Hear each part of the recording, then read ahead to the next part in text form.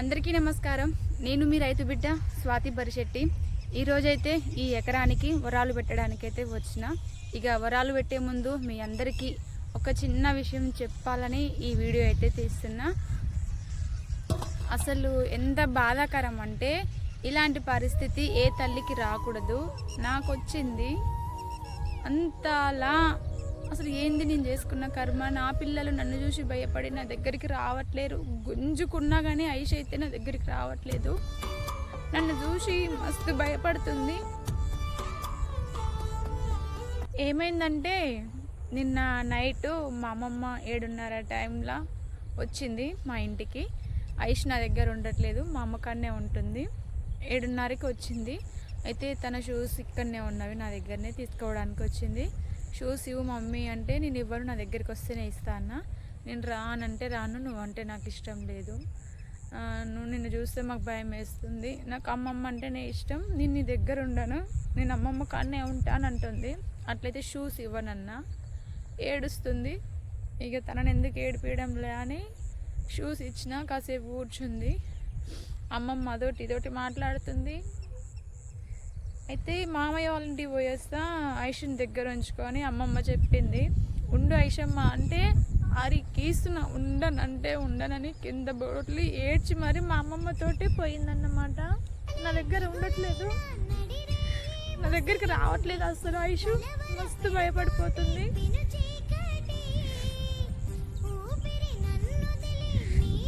బాగా భయపడ్డారు పిల్లలు. నా దగ్గరికి రాలేదు. ఇక అమ్మమ్మతోటే మామయ్య వాళ్ళ ఇంటికి వెళ్ళి ఇక షూస్ కూడా తీసుకుపోలేదు మామయ్య. ఇక వాళ్ళని రోడ్డు దగ్గర దింపేసి వచ్చిండు. ఇటు చూసుకుంటూ పోతుంది కానీ మమ్మీ అని పిలవడం లేదు, ఏం లేదు, నార్మల్గా వెళ్ళిపోతూనే ఉంది.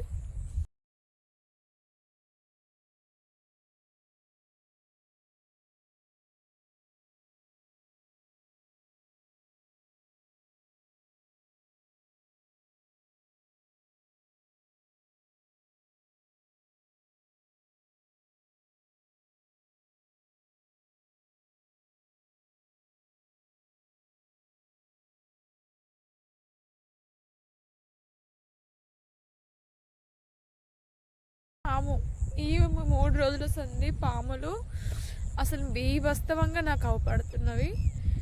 అది పెంజరే, మళ్ళా కూడా ఎంత మూరెడు ఉంది పెంజర పిల్లే. నేను ఈ మొత్తం నేను ఏడ్చుకుంటా కూర్చుంటే ఆ మొత్తం నుంచి అది వస్తుంది. సడన్గా అటు చూసేసరికి భయం వేసింది. నేనేదో ఆలోచనలో ఉన్నా, ఏంది పిల్లల దగ్గరికి రావట్లేరు, నా పరిస్థితి ఏంది అని నేను బాధపడుకుంటూ ఉంటే అటు చూసేసరికి పామన్నమాట.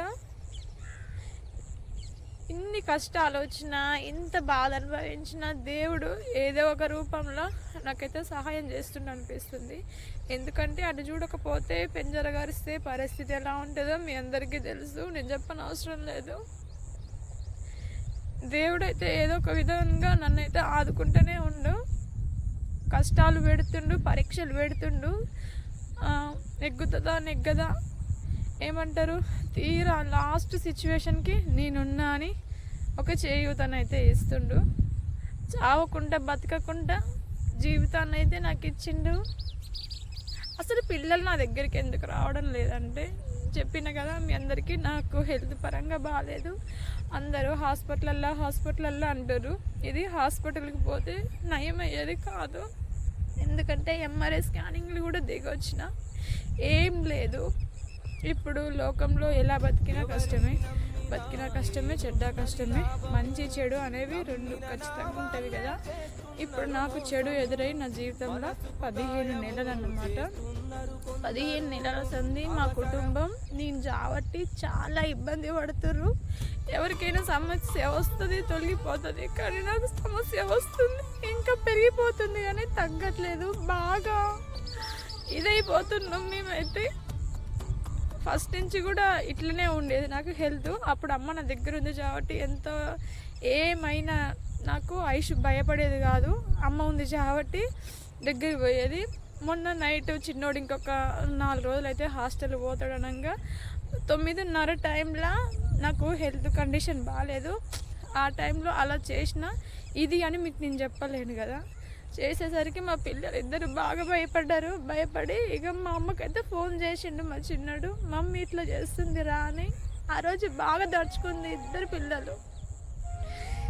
అమ్మ వచ్చి ఇటు నుంచి మా అత్తమ్మ మామయ్య వాళ్ళు వచ్చిర్రు. వచ్చి అప్పుడు పిల్లల్ని తీసుకొని ఇక నాకు చేయాల్సినవి నాకు చేసిర్రు వాళ్ళు. ఇది నా హెల్త్. ఆ రోజు మా చిన్న లేకపోతే నేను ఏమయ్యేదాన్నో. మొన్న కింద పడిపోయినాడు, నా పక్కన వాళ్ళందరూ రాకపోతే ఏమైపోయేదాన్నో. ఎప్పుడు నా చుట్టూ ఒక మనిషి అయితే ఖచ్చితంగా ఉండాలి. ఎప్పుడు ఏం జరిగేది తెలియదు, ఎలా పడిపోయేది కూడా తెలియదు, ఏం చేస్తున్నా కూడా తెలియదు. ఆ టైంకి అలా అయిపోతుంది. ఐషు అయితే బాగా భయపడ్డది. ఐషు కాదు, పండుగాడు కూడా బాగా భయపడ్డాడు. వాడైతే ఫోన్ చేస్తే మమ్మీ నువ్వు జాగ్రత్త, హెల్త్ జాగ్రత్త, అమ్మమ్మ కాన్నే ఉండు, నువ్వు ఎక్కడ పోకంటాడు. ఐషమ్ అయితే గుంజుకున్నారు అత్తతో. నాకైతే చాలా బాధ అనిపించింది. నాకెందుకు ఇలా జరుగుతుంది, నాకు వచ్చిన సమస్య ఎన్నడూ తొలగిపోతుంది.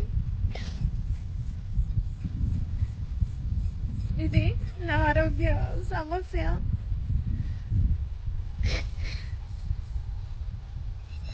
దేవుడు అన్నాడు కనుకరిస్తాడు నన్ను. ఇంకా బాధ పెట్టుకునే పోతుండు. అందరూ నాట్లలో పోతుర్రు. నాటుకు పోతే 30,000 40,000 వచ్చేవి. పని బంద్ అయింది, తిరగడం. ఇంకా అప్పు మీద అప్పు. కాలం అయితే ఇంతో అంత ఆసరా ఉండేది, కాలం కూడా లేదు. ఈ మడి పెడుతున్నా, ఇది కూడా ఏం బారుతుందో తెలియదు. కోసుకున్న దాకా నమ్మకమే లేదు. అసలు చాలా నరకం కదా తల్లి కాడికి పిల్లలు రాకపోతే.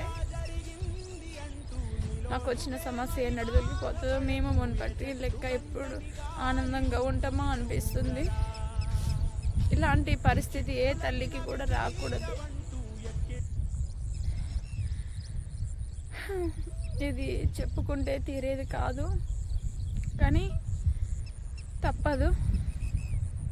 ఇక నేనైతే ఇప్పుడు నా పని నేనైతే స్టార్ట్ చేసుకోవాలి, వరాలు అయితే పెట్టాలి. ఏందో ఈ మాయ ఒక ఆడది కష్టపడి బతుకుతుంటే చూసి ఓర్వలేక, అబ్బో అసలు తను కష్టపడుతుంటే తను చెడిపోతే బాగుండు అని ఎదురు చూస్తే కళ్ళే ఎక్కువ ఉంటుంది. నా విషయంలో అదే జరిగింది. చూద్దాం, భగవంతుని మీద భారం అయితే వేసినాం. హాస్పిటల్కి పోతే తగ్గేది కాదు ఇది. దేవుని మీద భారం. నేను నమ్ముకున్న ఆ దత్తాత్రేయ స్వామి, ఆ ఎల్లమ్మ తల్లి మరి నాకు ఎటువంటి దారి చూపిస్తారో వాళ్ళ మీదనే నేను వేసిన. ఎందుకంటే నేను మరి క్షణం ఉండనో కూడా తెలియదు. అట్లాంటి పరిస్థితి నాది. ఈ క్షణం మీతోటి ఇంత మంచిగా మాట్లాడుతున్నా కదా, మళ్ళీ 5 నిమిషాలకు ఎట్లా ఉంటానో తెలియదు. పాపం మా అమ్మ కూడా నా పని వదిలిపెట్టుకొని ఆమె పని నా చుట్టూనే తిరుగుతుర్రు వాళ్ళు. అంతా దేవుని దయ, చేసేదేం లేదు. బాగా కక్ష కట్టిర్రు, బాధ పెడతారు.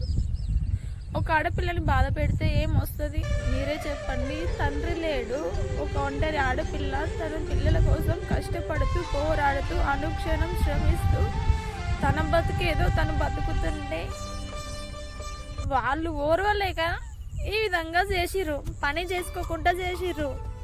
ఎక్కడ పోయినా ఏం లేదు. ఇప్పటికీ 3 లక్షలు అయిపోయినవి. ఎంత పెద్ద రోగమైనా స్కానింగ్లలో తేలుతుంది కదా. చాలామంది అట్లా ఇట్లా అంటూ ఈ ప్రాబ్లం ఉందేమో ఆ ప్రాబ్లం ఉందేమో అంటారు. మేము అన్ని ప్రయత్నాలు చేసినాం, అన్ని ప్రయత్నాలు చేసి ఓడిపోయినాం. ఇల్లు గుల్లా ఒళ్ళు గుల్లా, మా ప్రాణాలకు మనశ్శాంతి లేదు. నా వల్ల మా కుటుంబం మొత్తం సఫర్ అవుతుర్రు, నా పిల్లలతో సహా. హెల్త్ పరంగా అయితే నాకు ఎటువంటి ప్రాబ్లం లేదు.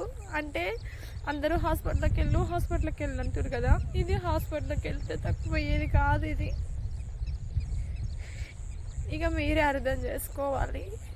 ఇంతగానో నేను చెప్తున్నా కదా, హాస్పిటల్కి వెళ్తే తగ్గేది కాదు. కొంతమంది మూర్ఖులు ఓర్వలేక నన్ను ఈ విధంగా బాధ పెడుతుర్రు. ఇక ధైర్యం ఒక్కటే ఉంది.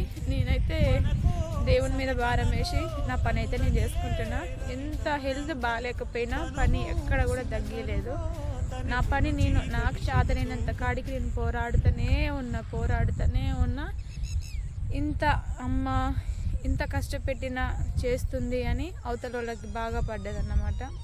అందుకనే నడుములు లేవకుండా చేశారు.